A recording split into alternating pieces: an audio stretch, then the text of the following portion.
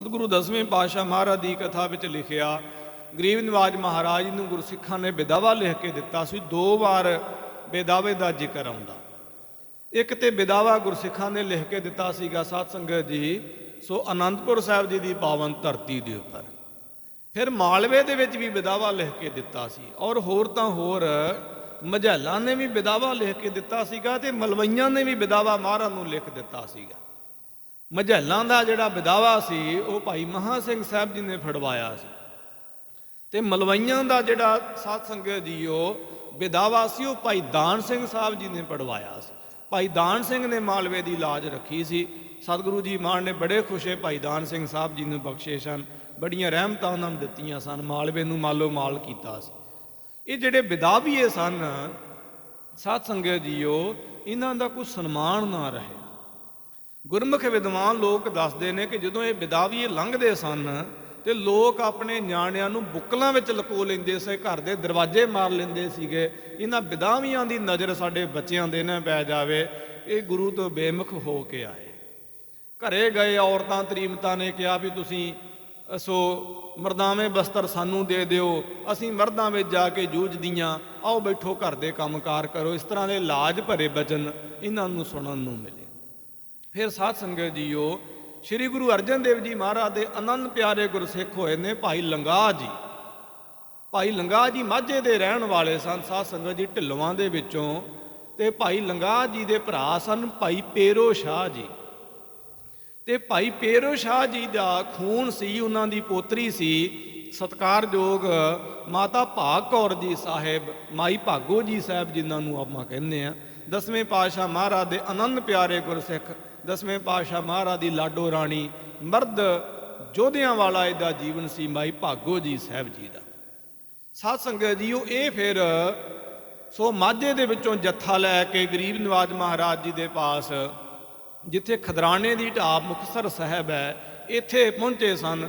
ਮਾਈ ਭਾਗੋ ਜੀ ਸਾਹਿਬ, ਭਾਈ ਮਹਾਂ ਸਿੰਘ ਸਾਹਿਬ ਜੀ, ਮਹਾਕਵੀ ਸੰਤੋਖ ਸਿੰਘ ਸਾਹਿਬ ਜੀ ਨੇ ਲਿਖਿਆ ਕਿ ਮਝੈਲਾਂ ਨੇ ਜਾ ਕੇ ਮਹਾਰਾਜ ਨੂੰ ਸਲਾਹ ਵੀ ਦਿੱਤੀ ਸੀ ਕਿ ਮਹਾਰਾਜ ਆਖੇ ਤੁਸੀਂ ਸੰਧੀ ਕਰ ਲਵੋ ਤੁਰਕੜਿਆਂ ਦੇ ਨਾਲ, ਔਰੰਗਜ਼ੇਬ ਦੇ ਨਾਲ, ਕਿਉਂਕਿ ਔਰੰਗਜ਼ੇਬ ਵੀ ਚਾਹੁੰਦਾ ਸੀਗਾ ਇਸ ਤਰ੍ਹਾਂ ਦੇ ਬਚਨ ਆਉਂਦੇ ਨੇ ਵੀ ਉਹਨਾਂ ਦੇ ਨਾਲ ਸਹਿਮਤੀ ਕਰ ਲਵੋ ਵੀ ਇੰਨੀਆਂ ਸ਼ਹੀਦੀਆਂ ਹੋ ਗਈਆਂ। ਦਸਵੇਂ ਪਾਤਸ਼ਾਹ ਮਹਾਰਾਜ ਕਹਿੰਦੇ, ਲਿਖਿਆ ਗੁਰਪ੍ਰਤਾਪ ਸੂਰਿਆ ਗ੍ਰੰਥ ਵਿੱਚ, ਮਹਾਰਾਜ ਕਹਿੰਦੇ ਵੀ ਸਿੱਖ ਤੇ ਗੁਰੂ ਦਾ ਬਚਨ ਮੰਨਦਾ ਵੀ ਤੁਸੀਂ ਸਿੱਖਿਆ ਦੇਣ ਆ ਗਏ।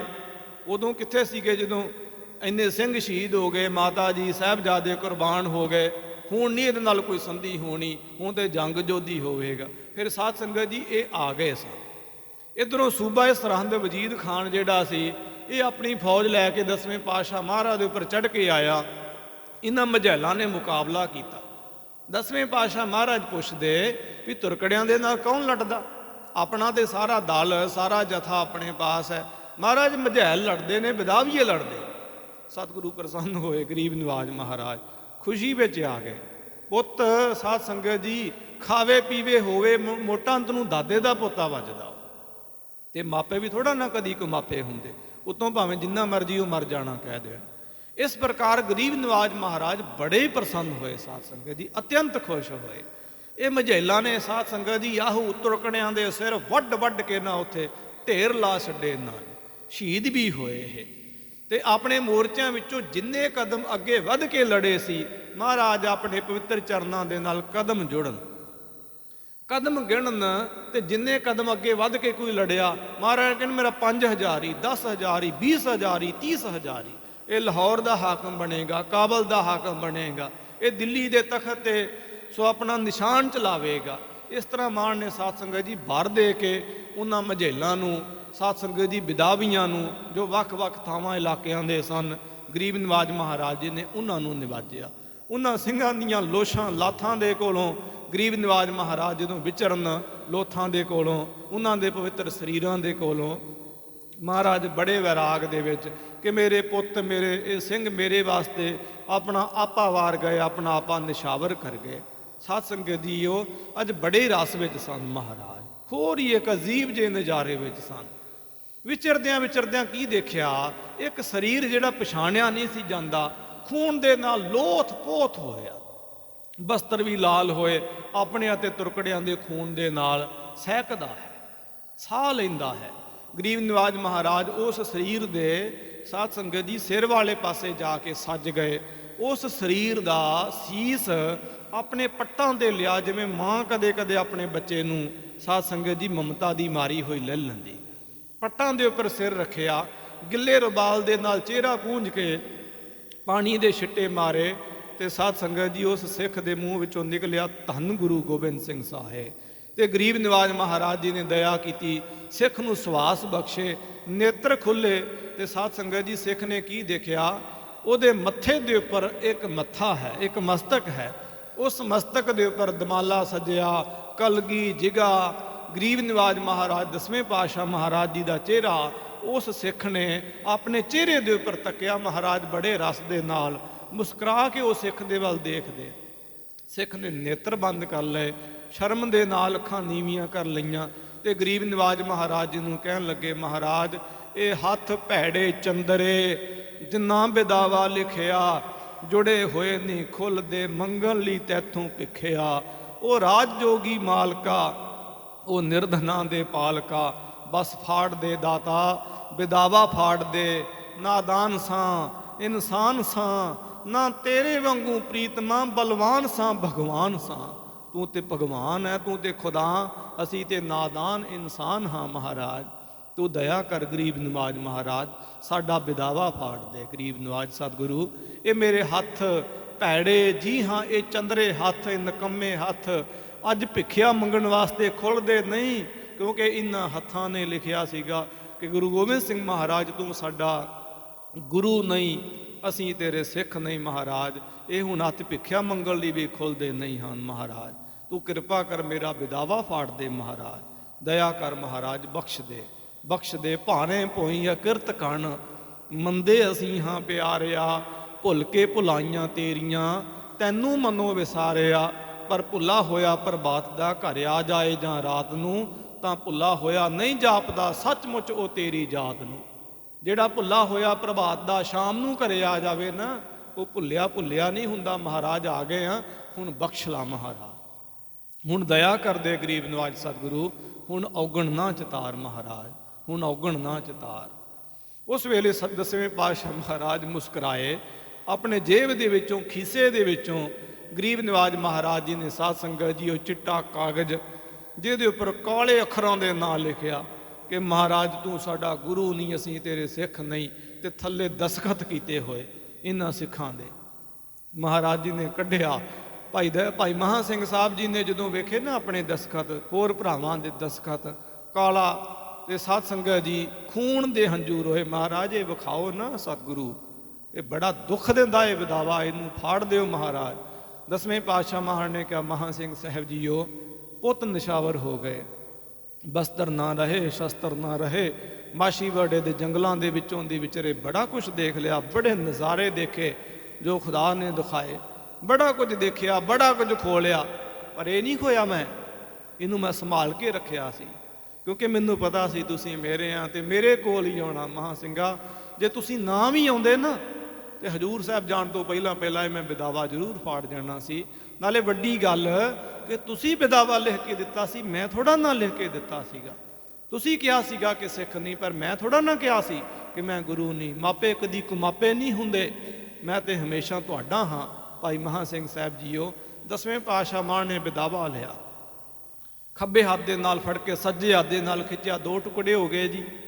ਉਹਨਾਂ ਦੋਨਾਂ ਨੂੰ ਖਿੱਚਿਆ, 4 ਟੁਕੜੇ ਹੋ ਗਏ ਜੀ, 8 ਹੋ ਗਏ ਜੀ 16 ਹੋ ਗਏ ਜੀ, 32 ਹੋ ਗਏ ਜੀ, 64 ਹੋ ਗਏ। ਟੁਕੜੇ ਟੁਕੜੇ ਕਰਕੇ ਉਹਨੂੰ ਅਸਮਾਨ ਦੀ ਗੋਦ ਵਿੱਚ ਪਰੋਸ ਦਿੱਤਾ ਕਿ ਲੈ ਜਾ ਇਹਨੂੰ।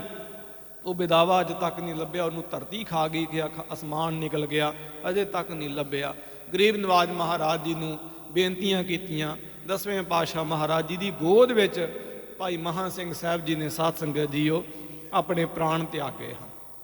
ਇਹ ਕਹਿੰਦਾ ਰੁਕ ਗਿਆ, ਦਸ਼ਮੇਸ਼ ਦਾ ਉਹ ਲਾਲ ਸੀ, ਟੁੱਟੀ ਨੂੰ ਗੰਢਣ ਵਾਲੜਾ, ਪ੍ਰੀਤਮ ਵੀ ਉਦੋਂ ਨਾਲ ਸੀ।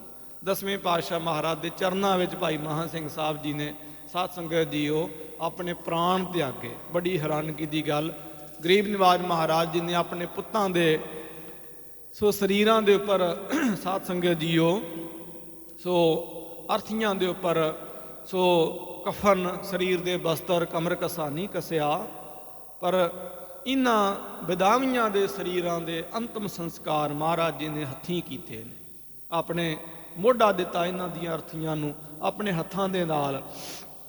ਸੋ ਚੰਡਾ ਦਿਖਾਇਆ, ਅਗਨ ਦਿਖਾਈ, ਇਹਨਾਂ ਦੇ ਸਰੀਰ ਨੂੰ ਮਹਾਰਾਜ ਜੀ ਨੇ ਸਾਧ ਸੰਗਤ ਜੀ ਅਗਨ ਭੇਟ ਕਰਕੇ ਇਹਨਾਂ ਦੇ ਸਥਾਨ ਨੂੰ ਮੁਕਤਸਰ ਸਾਹਿਬ ਜੀ ਦੇ ਸਥਾਨ ਹੋਣ ਦਾ ਸਨਮਾਨ ਦਿੱਤਾ। ਸਾਧ ਸੰਗਤ ਜੀਓ, ਐਸੀ ਵੱਡੀ ਮਹਾਰਾਜ ਦਸਵੇਂ ਪਾਤਸ਼ਾਹ ਜੀ ਨੇ ਬਖਸ਼ਿਸ਼ ਕੀਤੀ ਹੈ। ਅੱਜ ਗੁਰੂ ਕੇ ਗੁਰਸਿੱਖ ਉਹਨਾਂ 40 ਮੁਕਤਿਆਂ ਦੇ ਪਵਿੱਤਰ ਸਥਾਨ ਦੇ ਉੱਪਰ ਜਾਂਦੇ, ਜਾ ਕੇ ਹਾਜ਼ਰੀਆਂ ਭਰਦੇ, ਮਹਾਰਾਜ ਜੀ ਦੇ ਖੁਸ਼ੇ ਉੱਥੇ ਪ੍ਰਾਪਤ ਕਰਦੇ, ਅੰਮ੍ਰਿਤ ਛਕਦੇ, ਗੁਰੂ ਵਾਲੇ ਬਣਦੇ। ਸਮੁੱਚਾ ਸਿੱਖ ਕੌਮ ਖਾਲਸਾ ਪੰਥ ਸਾਧ ਸੰਗਤ ਜੀ ਮੁਕਤਸਰ ਸਾਹਿਬ ਜੀ ਦੇ ਪਾਵਨ ਅਸਥਾਨ ਉੱਪਰ ਜਾਂਦਾ। ਸਾਧ ਸੰਗਤ ਜੀਓ, ਸੋ ਉਹ ਗੁਰਸਿੱਖ ਸੀ ਜਿਨ੍ਹਾਂ ਨੇ ਵਿਦਾਵਾ ਲਿਖਿਆ, ਆਪਣੇ ਆਪ ਨੂੰ ਹੀਣਤਾ ਭਾਵ ਦੇ ਵਿੱਚ ਮਹਿਸੂਸ ਕਰਦੇ ਰਹੇ ਤੇ ਸਾਧ ਸੰਗਤ ਜੀ ਅਖੀਰ ਨੂੰ ਕੁਰਬਾਨੀਆਂ ਵੀ ਕਰ ਗਏ। ਟੁੱਟ ਤਾਂ ਅਸੀਂ ਵੀ ਜਾਂਦੇ ਹਾਂ ਗੁਰੂ ਤੋਂ, ਪਰ ਅਸੀਂ ਇੰਨੇ ਸਾਧ ਸੰਗਤ ਜੀ ਢਹਿੰਦੀ ਕਲਾ ਵਾਲੇ ਹੋ ਰਹੇ ਹਾਂ ਕਿ ਅਸੀਂ ਦੁਬਾਰਾ ਜੁੜਦੇ ਨਹੀਂ ਤੇ ਜੋੜਨ ਦਾ ਯਤਨ ਨਹੀਂ ਕਰ ਰਹੇ। ਅਸੀਂ ਕਿੰਨੇ ਕੁ ਅਸੀਂ ਢਹਿੰਦੀ ਕਲਾ ਵਾਲੇ ਹੋ ਰਹੇ। ਜਿਵੇਂ ਪਾਣੀ ਹੁੰਦਾ ਹੈ ਨਾ, ਉਹਦੇ ਦੋ ਪੁੱਤ ਨੇ, ਇੱਕ ਸਧਾਰਨ ਲੱਕੜ, ਇੱਕ ਚੰਦਨ ਦੀ ਲੱਕੜ। ਸਧਾਰਨ ਲੱਕੜ ਪਾਣੀ ਵਿੱਚ ਤੈਰਦੀ, ਚੰਦਨ ਦੀ ਲੱਕੜ ਪਾਣੀ 'ਚ ਡੁੱਬਦੀ। ਪੁੱਛਿਆ ਸੀ ਕਿਸੇ ਨੇ ਪਾਣੀ ਨੂੰ ਕਿ ਤੂੰ ਆਪ ਕਿਉਂ ਡੋਬ ਦਿੰਦਾ ਆਪਣੇ ਪੁੱਤ ਨੂੰ, ਆਪਣੇ ਸੰਤਾਨ ਨੂੰ ਕਿਉਂ ਡੋਬ ਦਿੰਦਾ? ਕਹਿੰਦਾ ਡੋਬਦਾ ਨਹੀਂ, ਮੈਂ ਤਾਂ ਮੁੱਲ ਵਧਾਉਣਾ, ਕੀਮਤ ਵਧਾਉਣਾ। ਸਾਧ ਸੰਗਤ ਜੀ, ਚੰਦਨ ਦੀ ਪਰਖ ਇਹ ਹੁੰਦੀ ਹੈ ਕਿ ਉਹ ਪਾਣੀ ਵਿੱਚ ਡੁੱਬ ਜਾਂਦਾ ਹੈ। ਚੰਦਨ, ਸਧਾਰਨ ਲੱਕੜ ਪਾਣੀ ਵਿੱਚ ਨਹੀਂ ਡੁੱਬਦੀ, ਚੰਦਨ ਪਾਣੀ 'ਚ ਡੁੱਬ ਜਾਂਦਾ। ਜਿਵੇਂ ਕਈ ਕਹਿੰਦੇ ਨਾ ਵੀ ਚੰਦਨ ਦਾ ਕੰਘਾ ਜੀ ਇਹ ਲੈ ਲਓ ਜੀ, ਇਸ ਤਰ੍ਹਾਂ ਵੀ ਕਈ ਸਿੱਖਾਂ ਨੂੰ ਗੁੰਮਰਾਹ ਕਰਦੇ ਨੇ ਵਪਾਰੀ ਲੋਕ। ਉਹਦੀ ਪਰਖ ਇਹ ਹੈ ਕਿ ਪਾਣੀ 'ਚ ਡੁੱਬ ਜਾਵੇ। ਪੁੱਛਿਆ ਸੀ ਕਿਉਂ ਡੁਬੋਨਾ ਤੂੰ? ਕਹਿੰਦਾ ਡੁਬੋਂਦਾ ਨਹੀਂ, ਮੈਂ ਉਹਦੀ ਕੀਮਤ ਵਧਾਉਣਾ, ਉਹਦੀ ਵੈਲਿਊ ਵਧਾਉਣਾ। ਦਸਵੇਂ ਪਾਤਸ਼ਾਹ ਮਹਾਰਾਜ ਜੀ ਨੇ ਸਾਧ ਸੰਗਤ ਜੀ ਇਹਨਾਂ ਮੁਕਤਿਆਂ ਦੇ ਮਨ ਭਰੇਰੇ, ਵਿਦਾਵੇ ਵਾਲਿਆਂ ਦੇ ਮਨ ਭਰੇਰੇ, ਆਪ ਮਹਾਰਾਜ ਨੂੰ ਵਿਦਾਵਾ ਲਿਖ ਕੇ ਦੇ ਕੇ ਆ ਗਏ। ਕਦੀ ਸੋਚ ਕੇ ਦੇਖੋ, ਜੇ ਵਿਦਾਵੀਏ ਨਾ ਉੱਥੇ ਆਉਂਦੇ, ਕੁਰਬਾਨੀਆਂ ਨਾ ਦਿੰਦੇ, ਤੁਰਕੜਿਆਂ ਨੂੰ ਨਾ ਵੱਢਦੇ, ਤੇ ਸ਼ਾਇਦ ਇਤਿਹਾਸ ਕੁਛ ਹੋਰ ਹੁੰਦਾ। ਇਹ ਵੀ ਮਹਾਰਾਜ ਦੀ ਮੌਜ। ਔਰ ਦੂਸਰਾ, ਸਤਿਗੁਰਾਂ ਨੇ ਇਹ ਸਿਖਾਇਆ ਕਿ ਜੇ ਕੋਈ ਸਿੱਖ ਗੁਰ ਤੇ ਬੇਮੁਖ ਹੋਵੇ, ਬਿਨ ਸਤਿਗੁਰ ਮੁਕਤ ਨਾ ਪਾਵੇ। ਜੋ ਬੇਮੁਖ ਹੋ ਜਾਵੇ ਤੇ ਅਖੀਰ ਨੂੰ ਕਹੇ ਨਾਨਕ ਵਿਚਾਰ ਦੇਖੋ, ਬਿਨ ਸਤਿਗੁਰ ਮੁਕਤ ਨਾ ਪਾਏ। ਫਿਰ ਮੁਕਤ ਪਾਏ ਲਾਗ ਚਰਣੀ, ਸਤਿਗੁਰੂ ਸ਼ਬਦ ਸੁਣਾਏ, ਕਹੇ ਨਾਨਕ ਵਿਚਾਰ ਦੇਖੋ, ਬਿਨ ਸਤਿਗੁਰ ਮੁਕਤ ਨਾ ਪਾਏ। ਫਿਰ ਉਹ ਸਿੱਖ ਜੇ ਮਹਾਰਾਜ ਦੇ ਦਰਬਾਰ ਵਿੱਚ ਆ ਜਾਵੇ, ਭੁੱਲੇ ਸਿੱਖ ਗੁਰੂ ਸਮਝਾਏ, ਉੱਜੜ ਜਾਂਦੇ ਮਾਰਗ ਪਾਏ। ਇਸ ਗੁਰ ਸੇਵ ਸਦਾ ਦਿਨ ਰਾਤੀ ਦੁੱਖ ਭੰਜਨ ਸੰਗ ਸਿਖਾਤਾ ਹੈ, ਭੁੱਲੇ ਮਾਰਗ ਜਿਨੇ ਬਤਾਇਆ, ਐਸਾ ਗੁਰ ਵੱਡ ਭਾਗੀ ਪਾਇਆ। ਵੀ ਮਹਾਰਾਜ ਬਖਸ਼ ਦਿੰਦੇ ਨੇ ਜੇ ਉਹ ਸਿੱਖ ਆ ਜਾਵੇ। ਤੇ ਫਿਰ ਤੀਸਰਾ ਇਹਦੇ ਚੋਂ ਇਹ ਸਾਧ ਸੰਗਤ ਜੀ ਨਿਚੋੜ ਨਿਕਲਦਾ, ਇਹ ਸਤਿਗੁਰੂ ਜੀ ਮਹਾਰਾਜ ਸਿੱਖ ਨੂੰ ਕਦੀ ਵਿਦਾਵਾ ਨਹੀਂ ਲਿਖ ਕੇ ਦਿੰਦੇ, ਉਲਟਾ ਸਿੱਖ ਦਾ ਵਿਦਾਵਾ ਮਹਾਰਾਜ ਸੰਭਾਲ ਕੇ ਰੱਖਦੇ ਨੇ। ਸਿੱਖ ਨੂੰ ਕਦੇ ਆਪਣੇ ਤੋਂ ਦੂਰ ਨਹੀਂ ਕਰਦੇ, ਸਿੱਖ ਭਾਵੇਂ ਜਿੰਨਾ ਮਰਜ਼ੀ ਮਨਮੁਖ ਹੋ ਜਾ। ਇਸ ਕਰਕੇ ਗੁਰੂ ਸਦਾ ਹੀ ਬਖਸ਼ਿੰਦ ਹੈ, ਗੁਰੂ ਸਦਾ ਹੀ ਦਿਆਲੂ। ਜੇ ਅਸੀਂ ਵੀ ਕਰਾਤੀਏ ਆ, ਕੇਸ ਕਤਲ ਕਰਦੇ ਆ, ਮਹਾਰਾਜ ਦੀ ਬਾਣੀ ਤੋਂ ਮੁਨਕਰਿਆ, ਰਹਿਤ ਮਰਜ਼ਾਦਾ ਸਿਧਾਂਤ ਤੋਂ ਮੁਨਕਰਿਆ, ਜਾਂ ਡੇਰਿਆਂ 'ਚ ਇੱਧਰ ਉੱਧਰ ਰੁੱਖ ਮਨੁੱਖ ਨੂੰ ਪੂਜਦੇ ਆ, ਕਬਰਾਂ ਮੰਦਰਾਂ ਨੂੰ ਪੂਜਦੇ ਆ, ਟੱਲਾਂ ਨੂੰ ਪੂਜਦੇ ਆ ਇੱਧਰ ਉੱਧਰ। ਤੇ ਸਾਨੂੰ ਵੀ ਮਹਾਰਾਜ ਦੇ ਦਰਬਾਰ ਦੇ ਵਿੱਚ ਸਾਧ ਸੰਗਤ ਜੀ ਪਰਪੱਕਤਾ ਦੇ ਸਹਿਤ ਆਉਣਾ ਚਾਹੀਦਾ। ਮਹਾਰਾਜ ਜੀ ਕਿਰਪਾ ਕਰਦੇ ਆਪਣੇ ਸਿੱਖ ਨੂੰ ਬਖਸ਼ ਲੈਂਦੇ ਆ।